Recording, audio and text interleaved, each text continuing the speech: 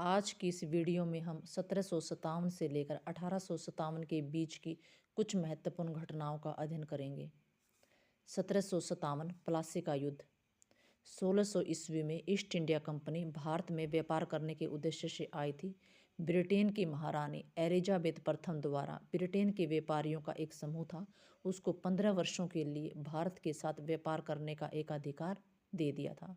धीरे धीरे British east India company ने भारत में अपना राजनीतिक प्रभुत्व स्थापित करना शुरू कर दिया था और इसी कड़ी में उन्होंने सबसे पहले अपना ध्यान बंगाल की तरफ लगाया। 1757 में प्लासी का युद्ध लड़ा गया।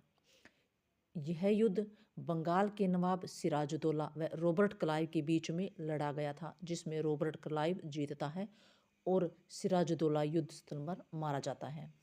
1764 बक्सर का युद्ध। प्लासी के अधूरे कार्य को अब बक्सर के युद्ध ने पूरा कर दिया था। यह युद्ध अवध के नवाब शुजाउद्दौला और मुगल बादशाह शाह आलम द्वितीय के बीच में लड़ा जाता है और मीर कासिम था। इन तीनों की संयुक्त सेनाओं को अंग्रेजों ने हरा दिया था। बक्सर के युद्ध के बाद 1765 में इलाहाबाद की संधि होती है। इलाहाबाद की संधि के तहत बंगाल, बिहार, उड़ीसा की दीवानी का अधिकार अंग्रेजों को मिल गया था। बंगाल में द्वैध शासन प्रणाली को लागू कर दिया था। यह इलाहाबाद की संधि अवध के नवाब शुजाउद्दौला और मगध शाह आलम द्वितीय के साथ अलग अलग की जाती है 12 व 16 तारीख को, और दोनों के साथ अलग अलग शर्तें निर्धारित की जाती हैं।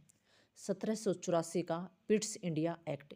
इस पिट्स इंडिया एक्ट के तहत यह निर्धारित किया गया था कि अब कंपनी के मामलों पर ब्रिटिश सरकार का सीधा नियंत्रण बढ़ा दिया गया और बंगाल प्रेसिडेंसी को मद्रास व बम्बई प्रेसिडेंसी थी, जो मद्रास व बम्बई की प्रेसिडेंसी थी, इसको बंगाल प्रेसिडेंसी के अधीन कर दिया गया, क्योंकि सबसे पहले अंग्रेजों ने बंगाल पर अधिकार किया था। फिर धीरे धीरे इन्होंने बम्बई व मद्रास की जो प्रेसिडेंसियाँ थी, इनको बंगाल के अधीन कर दिया। 1767 से 1799 के बीच में आंग्ल मैसूर युद्ध लड़े गए। ये 4 आंग्ल मैसूर युद्ध लड़े गए थे, जो हैदर अली व उसके पुत्र टीपू सुल्तान के बीच में लड़े गए थे। आखिरकार टीपू सुल्तान की हार होती है और जो अंग्रेज हैं ये चारों आंग्ल मैसूर युद्ध जीत लेते हैं। प्रथम युद्ध में हैदर अली जीता था, लेकिन तीनों युद्धों में अंग्रेजों की जीत होती है और मैसूर को भी अपने नियंत्रण में ले लेते हैं। 1775 से 1818 के बीच में मराठा युद्ध। इन युद्धों के द्वारा मराठा की शक्ति काफ़ी कमज़ोर हो गई थी। 1813 का चार्टर एक्ट। 1813 के चार्टर एक्ट के द्वारा ब्रिटिश सरकार ने ये निर्धारित किया था कि वो अब भारत में अंग्रेजी शिक्षा को बढ़ावा देने के लिए 1 लाख रुपए खर्च करेंगे। अब जो पहले ईस्ट इंडिया कंपनी का भारत के व्यापार पर एकाधिकार था, अब वो समाप्त कर दिया गया, क्योंकि अब इंग्लैंड से अन्य कंपनियां भी भारत के साथ व्यापार करने के लिए आ सकती थी और अन्य जितने भी जो ईसाई मिशनरी थे, वो भारत में अब ईसाई धर्म का प्रचार करने के लिए भी आ सकते थे। 1833 के चार्टर एक्ट द्वारा इस 1833 के चार्टर एक्ट द्वारा यह निर्धारित किया गया था कि अब भारतीय लोगों को भी योग्यता के आधार पर नौकरियां दी जाएंगी। रंग, जाति, लिंग इत्यादि किसी भी आधार पर उनके साथ कोई भी भेदभाव नहीं किया जाएगा। फिर 1853 का चार्टर एक्ट पारित किया गया। 1858 का भारत शासन अधिनियम। ये शासन अधिनियम उस समय पारित किया गया था जब 1857 की क्रांति हो चुकी थी और 1857 की क्रांति के बाद 1858 का ये अधिनियम पारित किया गया। इसके तहत भारत का जो शासन था वह सीधे अब ब्रिटिश संसद के अधीन कर दिया गया था, यानी ब्रिटिश संसद अब सीधे भारत का शासन प्रशासन इंग्लैंड में रहकर चलाएगी। 1798 की सहायक संधि। ब्रिटिश ईस्ट इंडिया कंपनी ने भारत के अंदर 1798 में एक सहायक संधि की थी।